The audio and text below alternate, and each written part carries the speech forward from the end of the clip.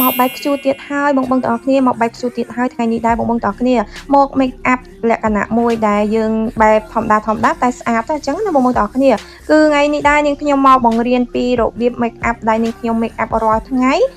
សម្រាប់ពេលរំពេលអីចឹងណាបងបងទាំងអស់គ្នាឬមួយក៏យើងអាច make up បែបហ្នឹងចូលរួមកម្មវិធីមង្គលការជប់លៀងអី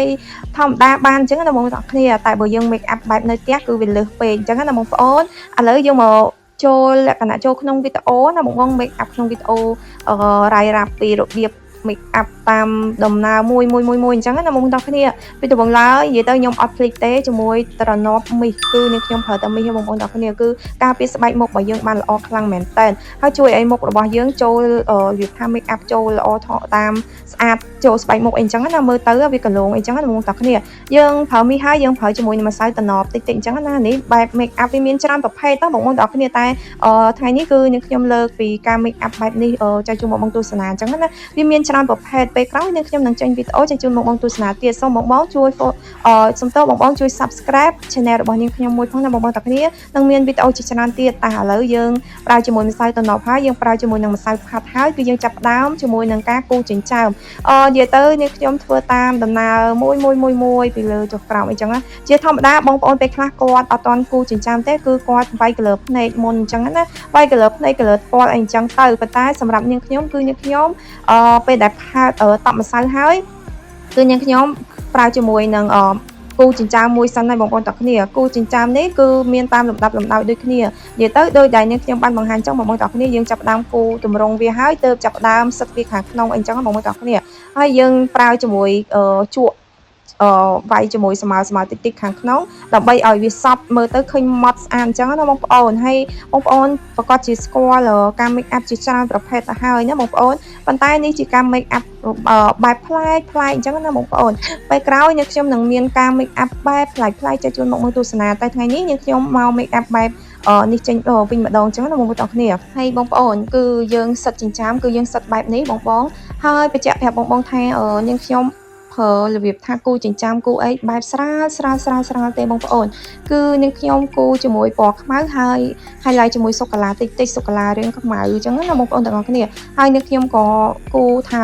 ហើយក៏សិតថាអញ្ចឹងណាបងប្អូនទាំងអស់គ្នាបន្ទាប់មកយើងយកជក់មកគូខ្ទង់ច្រមុះអញ្ចឹងណាបងប្អូនទាំងអស់គ្នាដោយសារច្រមុះយើងរាងស្ទើអញ្ចឹងណាយើងរាងស្ទើទៅយើងត្រូវតែបន្ថែមជាមួយខ្ទង់ច្រមុះតិចទៀតអញ្ចឹងណាបងប្អូនទាំងអស់គ្នានិយាយទៅការ make up ភាគច្រើនជាធម្មតាគឺយើងត្រូវតែប្រើជាមួយខ្ទង់ច្រមុះអញ្ចឹងហើយជក់វាយជាមួយ color ខ្ទង់ច្រមុះអញ្ចឹងហើយដើម្បីមើលទៅឃើញទម្រង់ស្អាតឃើញច្រមុះរាង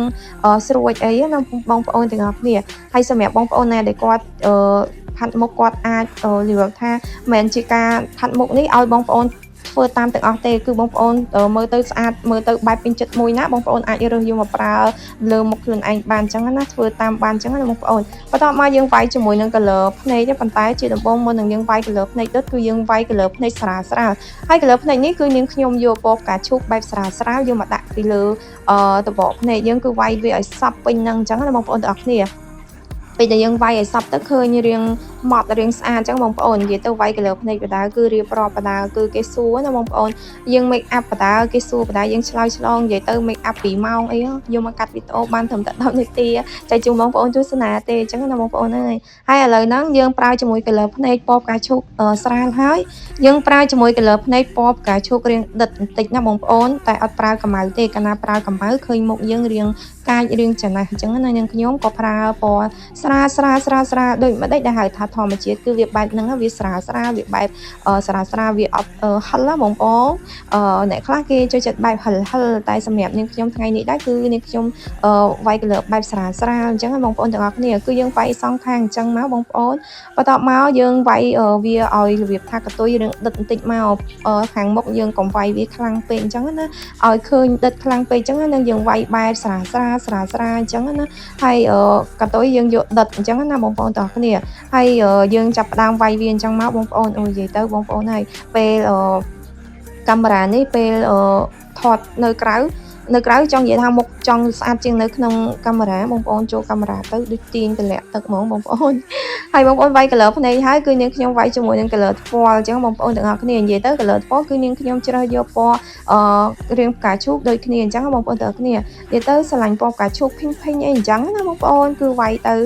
ស្រាលអញ្ចឹងបងប្អូននិយាយទៅ color ថ្ពាល់នាងខ្ញុំអត់សូវប្រើដិតទេពីមុននាងខ្ញុំធ្លាប់ប្រើដិតប៉ុន្តែពេលដែលមើលទៅអូយឃើញមុខឡើងចំណាស់តែម្ដងបងប្អូនបន្ទាប់មកនាងខ្ញុំក៏បដូរមកប្រើស្រាល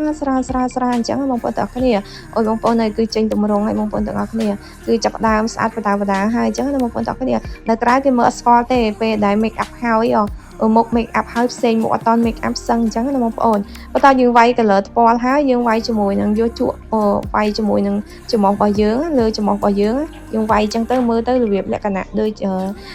ជប៉ុនអីអញ្ចឹងណាបងប្អូនទាំងគ្នាមើលទៅអញ្ចឹងណាបងប្អូនហើយនិយាយទៅយើងផាត់មុខតាមសម័យកាលអញ្ចឹងណាជំនាន់មុនអញ្ចឹងគឺប្រើ color ដិតហើយច្រើនពណ៌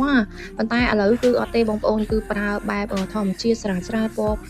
ភីងអីអញ្ចឹងណាបងប្អូនហើយវាយជាមួយ color ច្រមុះ color ថ្ពាល់color ខ្ទង់ច្រមុះខ្ទង់អីអញ្ចឹងណាបងប្អូនទាំងអស់គ្នា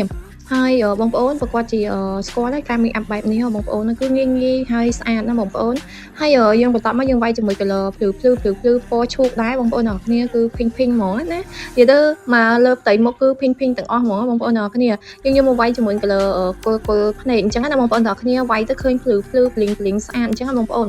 និយាយទៅខាងភ្នែកដើមគល់ភ្នែកហ្នឹងគឺយើងអត់សូវប្រើ color ដិតដើម្បីឲ្យយើងយកមកវាយជាមួយប្លីងពណ៌ផ្កាឈូកអញ្ចឹងណាបងប្អូនបន្ទាប់មកយើងយកប្លីងយកមកវាយជាមួយនឹងខ្ទង់ច្រមុះថែមប៉ុន្តែនៅខ្ទង់ច្រមុះនេះយើងវាយប្លីងពណ៌ទឹកប្រាក់អីអញ្ចឹងណាបងប្អូនទាំងគ្នាអូយមានអ្នកដើរកាត់វីដេអូទៀតណានិយាយទៅអត់ឲ្យយើងខ្ញុំចូលវីដេអូវាថាម្នាក់ឯងវាឯកាវាស្ងាត់អីអញ្ចឹងណាបងប្អូនអូយបងប្អូនអើយខ្ញុំសុំខ្លាចកាមេរ៉ាទូរស័ព្ទនេះហើយគឺថតទៅគឺចេញមុខឡើងអូយមុខឡើងគួរឲ្យខ្លាចប៉ុន្តែបងប្អូនទួយកបានអត់បែបហ្នឹងទួយកបានអត់ make up បែបហ្នឹងបងប្អូនទាំងអស់គ្នាហើយសម្រាប់បងប្អូនទទួលយកមិនបានក៏នេះខ្ញុំអត់ដឹងដែរព្រោះនេះខ្ញុំថតទៅហើយផុសទៅហើយគឺអត់បានដឹងទេពីចិត្តបងប្អូនណាប៉ុន្តែសូមបងប្អូនជួយ subscribe ផងណាបងប្អូននិយាយហើយនិយាយទៀតជួយគ្នាផងអើយ MMO ថ្មីដៃថ្មីនេះនិយាយលេងបងប្អូនទាំងអស់គ្នាតាមពិតចង់ចែករំលែកពីការរស់នៅពីការ make up ពីអីផ្សេងចឹងណាបងប្អូនទាំងអស់គ្នាតែឥឡូវយើងមកគូជាមួយនឹង eyeliner បងប្អូន eyeliner គឺនាងខ្ញុំគូកតុយយកកតុយសិនបន្ទាប់មកទៅអុសពីគល់មកវិញចឹងបងប្អូនទាំងអស់គ្នាមើលទៅឃើញវាស្អាតចឹងបងប្អូននិយាយទៅយើងគូមកចំហៀងហើយគឺយើងមើលមកចំហៀងសិនថាសមអត់កាលណាសមគឺយើងគូមកចំហៀងទៀតឲ្យដូចគ្នាអញ្ចឹងបងប្អូនទាំងគ្នាពេលខ្លះអូយបងប្អូនអើយសូម្បីតែភ្នែកយើងក៏មើលទៅមានរបៀបថាអត់ដូចគ្នាសូម្បីតែដៃយើងក៏មានធំមានទូចនិយាយទៅវាមិនអាចទៅដូចគ្នាទាំងអស់ត្មងបានទេបងប្អូនទាំងគ្នាអើយនិយាយទៅយើងគ្រាន់ថាវាស្តៀងអីអញ្ចឹងណាហើយមកមើលទៅស្អាតអីអញ្ចឹងណាបងប្អូនទាំងគ្នានាងខ្ញុំមិនមែនជាគ្រូបង្រៀនអីទេប៉ុន្តែអាច make up ចូលរួមកម្មវិធីមង្គលការជប់លៀងខួបកំណើតអីបានផ្សេងហើយការតុបតែងខ្លួនមិនមែនជាតែតែងខ្លួនទេបងប្អូនអើយមិនមែនយើងនៅផ្ទះអីក៏យើង make up បែបហោះអញ្ចឹងបានដែរនិយាយទៅយើងវាមានរបៀបថាវាមានស្តង់ដារវាមានរបៀបដូចជាវាមានគេហៅតាមកលៈទេសៈណាយើងនៅផ្ទះយើង make up បែបនៅផ្ទះយើងទៅផ្សារទៅណាមកទៅណីអីចូលរួមមង្គលការចូលរួមអីអញ្ចឹងយើង make up ប្លែកបែបផ្សេងពីគ្នាយើងមិនមែនចេះតែទៅមិនមើលមុខមើលក្រោយណាបងប្អូនឥឡូវយើងមកបិទជាមួយនឹងរោមភ្នែកបងប្អូនទាំងគ្នាឥឡូវយើងចាប់ដើមបិទរោមភ្នែកឲ្យបងប្អូនទាំងគ្នាហើយរោមភ្នែកនេះគឺនាងខ្ញុំប្រើបានច្រើនរោមដែរហើយបងប្អូនអើយមិនមែនតែតែរោមហ្នឹងទេប៉ុន្តែនៅស្អាតបិទទៅមើលទៅឃើញស្អាតហើយនាងខ្ញុំស្រឡាញ់ជាមួយរោមភ្នែកបែបហ្នឹងអញ្ចឹងណាបងប្អូនទាំងគ្នានិយាយទៅរោមភ្នែកនាងខ្ញុំដើររកទិញមិនមែនចេះតែទិញបានដូចចិត្តដែលយើងចង់បានទេពេលខ្លះរបស់យើងធ្លាប់ប្រើអញ្ចឹងយើងទៅរកទិញទៀតអត់មានទេបងប្អូនមានម៉ូដប្លែកផ្សេងទៀតអញ្ចឹងបងប្អូនហើយសម្រាប់បងប្អូនគឺបិទរោមភ្នែកបែបណាសម្រាប់ខ្ញុំគឺខ្ញុំប្រើរោមភ្នែកបែបហ្នឹងបងប្អូនងាយស្រួលគឺយើងដាក់ទៅបិទហ្មងមានអារម្មណ៍ភ្នែកមួយកង់នោះនាងខ្ញុំអត់សូវប៉ិនបិទទេបងប្អូនអញ្ចឹងទៅបិទវាអត់ឃើញស្អាតដល់ពេលរោមភ្នែកនេះគឺយើងទម្លាប់ហើយយើងជំនាញគឺយើងប្រើហ្នឹងហើយនិយាយទៅខ្ញុំជំនាញមួយណាគឺ ខ្ញុំដាក់មួយហ្នឹងហើយបងប្អូនទាំងអស់គ្នានិយាយទៅបងប្អូនទាំងអស់គ្នាហើយយើងជំនាញកាលណាយើងជំនាញយើងធ្លាប់បិទយើងបិទទៅមើលឃើញស្អាតតែប៉ុន្តែរបស់ដែលយើងមិនធ្លាប់ប្រើបងប្អូនយើងយកមកប្រើគឺវាអត់តំណងវាអត់សមជាមួយភ្នែកយើងទេណាបងប្អូនទាំងអស់គ្នាតែលើបងប្អូនឲ្យម៉ានលើម៉ានដែរបងប្អូន make up បែបនេះបងប្អូនអូច្រឡំបងប្អូនផ្លេចនៅ mascara មួយទៀតបងប្អូននៅ mascara នៅ krem នៅអីទៀតមែនតែប៉ុណ្្នឹងរួចទេបងប្អូនអើយនិយាយទៅវាវែងឆ្ងាយដែរអូយស្រីៗយើងទៅណាមកណាគឺរញ៉េរញ៉ៃតែហ្មងអត់ដូចមនុស្សប្រុសណាមនុស្សប្រុសគេអត់សូវតែងខ្លួនច្រើនដូចមនុស្សស្រីទេមនុស្សស្រីនៅ make up មុខផងនៅសក់នៅអីអូយវែងឆ្ងាយបងប្អូនអើយប៉ុន្តែធ្វើម៉េចហើយតែយើងចង់ស្អាតយើងត្រូវតែវែងឆ្ងាយយើងត្រូវតែហត់បន្តិចអញ្ចឹងណាបងប្អូនហើយជាមួយនឹងក្រែមបងប្អូនខ្ញុំណែនាំជូនបងប្អូនគឺបងប្អូនលាបជាមួយម្សៅតំណប់លើបបោមាត់យើងសិនពេលកាលណាដែលយើងរំជាប់ទៅគឺយើងងាយស្រួលលុបមុខវាអត់បតាវាអត់ជាប់ស្អិតជាមួយបបោមាត់យើងណាកាលណាយើងលុបមុខអញ្ចឹងទៅវាចេញអស់តែម្ដងណាពីមុនបងប្អូនយើងនឹងខ្ញុំអត់ដែរធ្លាប់ដាក់ជាមួយនឹងម្សៅតំណប់បបោមាត់នាងខ្ញុំថាដែរណាគេយ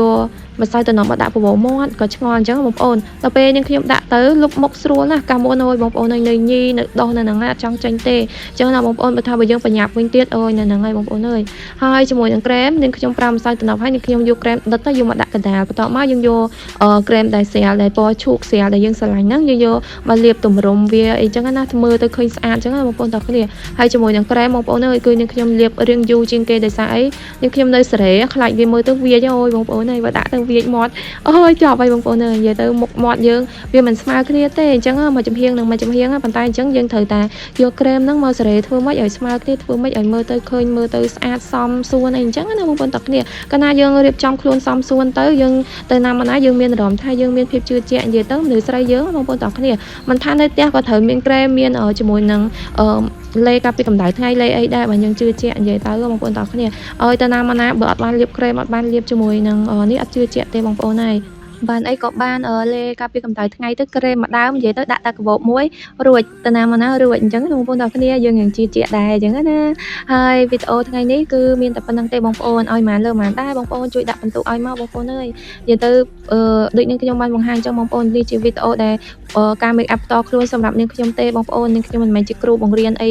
ណាទេគ្រាន់តែយើងអាចផាត់មុខទទួលយកបានមកស្អាតមកអីអញ្ចឹងណាបងប្អូនទាំងគ្នាមើលទៅពេញមុខហ្មងណាបងប្អូន